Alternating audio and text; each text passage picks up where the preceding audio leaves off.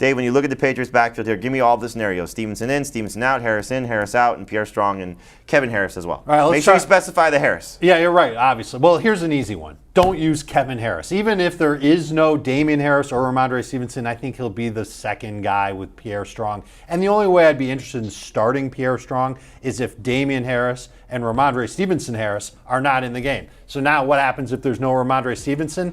I kind of like where we'd be with Damian Harris against this Raiders team. They've allowed at least one touchdown to a running back in 6 of their past 7 games, 11 total touchdowns to running backs in those 7 games. I'd like him as a low-end number 2 running back, especially in non and half PPR. And if Rhamondre Stevenson plays, hopefully there's no Damian Harris, and Rhamondre Stevenson's good to go as a top 12 running back. Heath, give me the outlook for Pierre Strong if it's no Harris, no Damian Harris, and no Rhamondre Stevenson, because you and I are in the same boat, a little bit higher than Davis.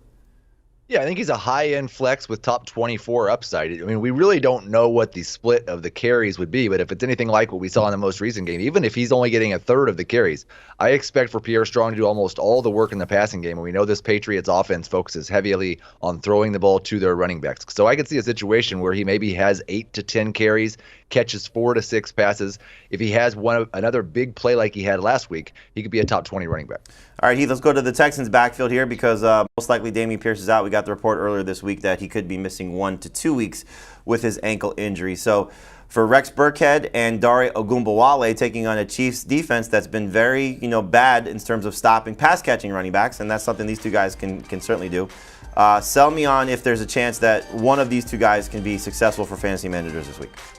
I mean, it's a great matchup. That would be how you'd sell it. Like the Chiefs give up the second most receptions to running backs, the 4th most receiving yards to running backs. They should be playing from behind, so there should be a pass-catching role that's good for someone. The problem is I'm not certain it'll be Rex Burkhead because I think Rex Burkhead's more likely to be the early downs back than Dare Ogunbowale is. And I can't imagine they're going to make Rex Burkhead at 32 years old a 3-down back. And so I do have Dare Ogunbowale doing most of the passing game work. They're both low-end flexes for me. If there was no Damian Harris and there was no Rhamondre Stevenson, I would prefer both Patriots backs over both Texans backs. Well, that's interesting. I like the outlook a little bit for Burkhead just because what we saw in week 1 for them. Remember, before Dameon Pierce really became the feature guy, he had 14 carries for 40 yards, 5 catches for 30 yards on 8 targets, and maybe that's something that can happen again without Dameon Pierce on the field. So I like Burkhead a little bit better than Ogunbowale. Obviously, you do as well. Yeah. And so we'll see how things go there for the Texans. Dave, when we look at the Dolphins backfield here with Jeff Wilson banged up, and so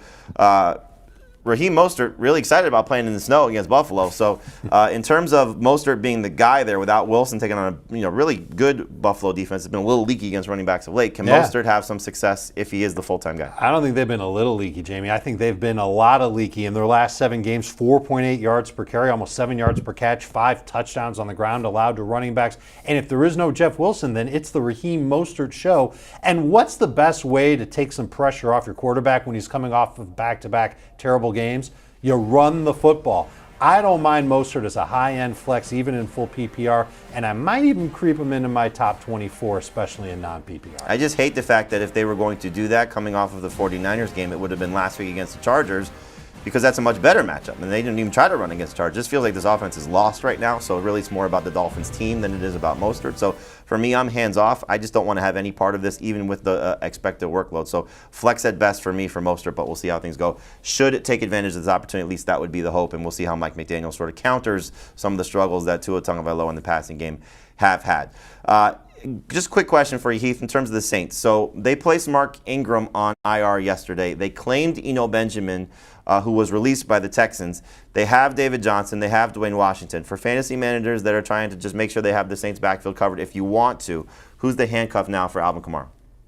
Man, I would guess it would be Dwayne Washington that would receive the most touches. They tried to make David Johnson a thing, and that did not look very good at all. Benjamin couldn't earn touches in the Texans' backfield. I think if Kamara was out, it would probably be Washington and Benjamin sharing, but I would expect that Washington would get the most touches. It's a complete guessing game.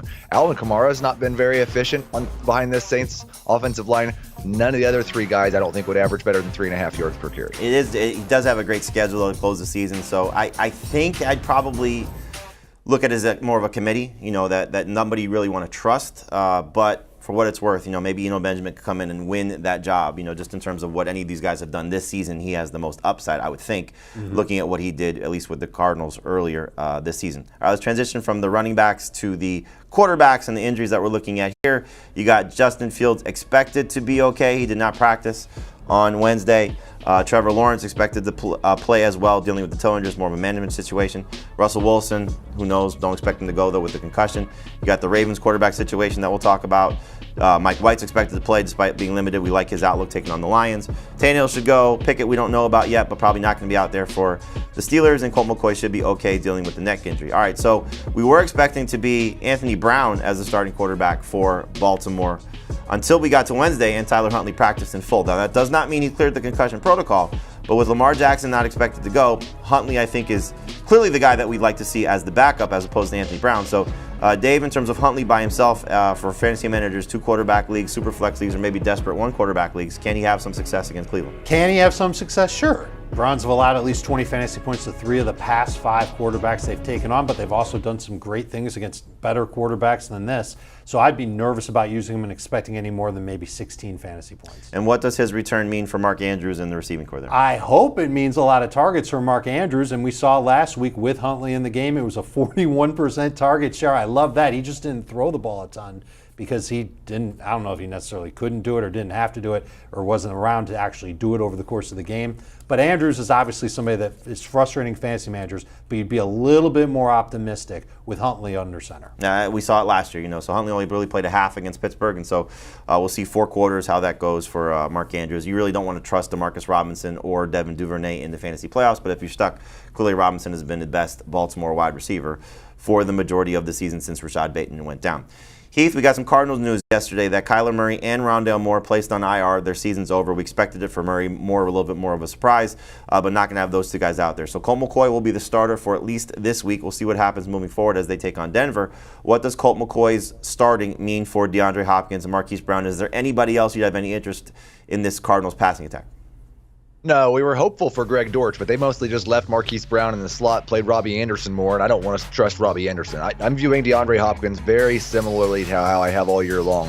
A must-start number 1 wide receiver. Depending on the matchup, he may go anywhere from wide receiver 4 to wide receiver 8 over the rest of the season. But I don't think Colt McCoy is necessarily a downgrade for him. McCoy's actually averaged more yards per attempt, and I wouldn't be surprised if there's more pass attempts because he's not going to run quite as often as Kyler Murray does. Marquise Brown is the one you might worry about just a little bit. Still, he's playing that slot role, and that's where Colt McCoy has focused a large percentage of his targets. So while the first game with McCoy wasn't that great for Marquise Brown, I don't think that you have to downgrade him too much. I still think he's a high-end number 3 wide receiver. I hope you're right. It's just we've seen 2 games now with DeAndre Hopkins where his numbers have been limited. We saw the 1 game with Colt McCoy where they couldn't connect, had the bad drop on the 4th down play against the Patriots, and now you're facing a very good Broncos defense on top of it. So for this week, I'm a little bit concerned. Obviously, Dave, you are as well, for where Marquise Brown is, but hopefully this could be a game where you get a little bit better performance, and if you have to start him for the rest of the season, we do get some of those McCoy to Brown connection that you're referring to, Heath. The wide receiver injuries that we're looking at here, this is the first injury board. These are the players who did not practice on Wednesday. Amari Cooper, got to be a little bit worried about him. Cortland Sutton probably not going to play. Same with Kendall Hinton. Traylon Burks, not a good sign that he hasn't cleared the concussion protocol yet. Did not practice on Wednesday. Robert Woods hopefully will be out there. The Texans guys probably not going to play. Brandon Cooks and Nico Collins. Corey Davis still in the concussion protocol. We'll see if Chase Claypool's able to go. Hopefully that was more of a maintenance thing. Devontae Parker still in the concussion protocol. And then you see the other guys here. Richie James coming off a strong game. It would be unfortunate if he cannot play in Week 15 against the Commanders. Let's talk about the Browns here. So Dave, Amari Cooper, he's at home. We love that for him because he's had his best games this season in Cleveland.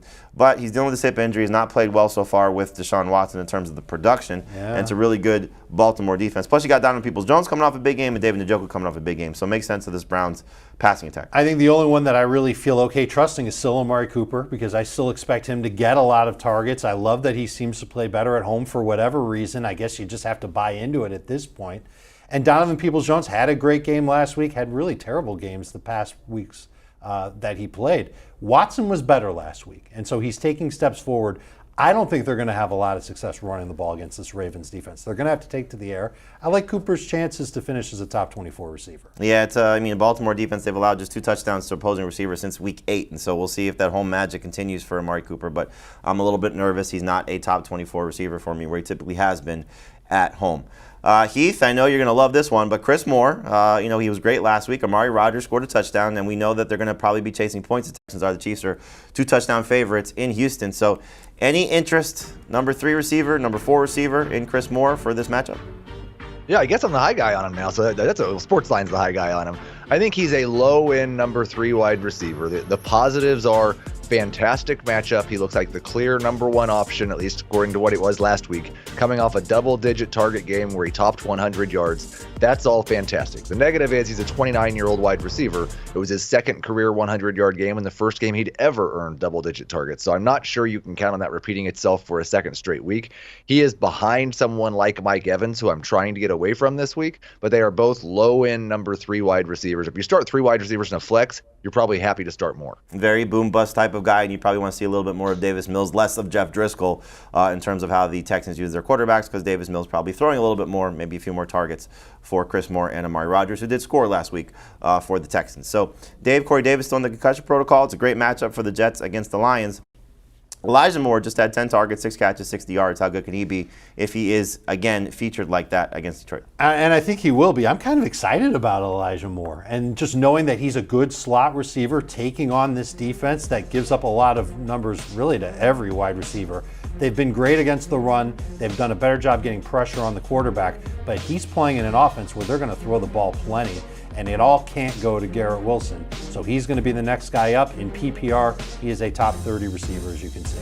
Other wide receiver injuries that we're looking at, the guys who were limited on Wednesday, these guys are hopefully going to play, but the questionable ones, I guess, would be the Bengals. You have T. Higgins and Tyler Boyd practicing on a limited basis. A little bit of surprise for Boyd because the initial report was that he was going to miss 1 to 2 weeks. Higgins, we hope to have out there. Obviously, he's a superstar when he's healthy, but we know what happened last week where Zach Taylor is saying they did not want to play him, so something that you definitely have to keep an eye on there. Jacoby Myers going from not playing in Week 14 to limited on Wednesday is a good sign that he can return. It's a great matchup against the Raiders.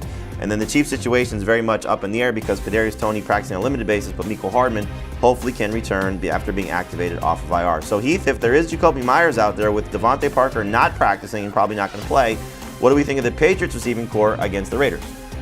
You know, we talked about Mike Evans and Chris Moore and those Gabe Davis, you can throw him, and then there was boom bust number 3 wide receivers. I think Jacoby Myers is kind of the opposite of those guys. I'd like his floor better than all those guys. I'm not sure I would like his ceiling quite as much, but he would be ranked in the same range, somewhere in that wide receiver 30 to wide receiver 36 range. Nelson Aguilar would turn back into a boom bust flex option if Jacoby Myers was back. If there's no Jacoby Myers, then I actually like Aguilar in that wide receiver 30-ish range as well. Dave, what do you think about Mecole Hardman if he does play this week? He's rostered in 58% of leagues right now. Would you start him against Texans? I would consider starting him. He's had at least 13 PPR points in each of his past 4 games. The one worry is that is he going to get his usual allotment of snaps? He was playing anywhere between 40 to 60% of the snaps before he got hurt, but he was a red zone weapon for them. He scored in every single one of his past 4 games. Could actually hurt the run game for Kansas City if he does play.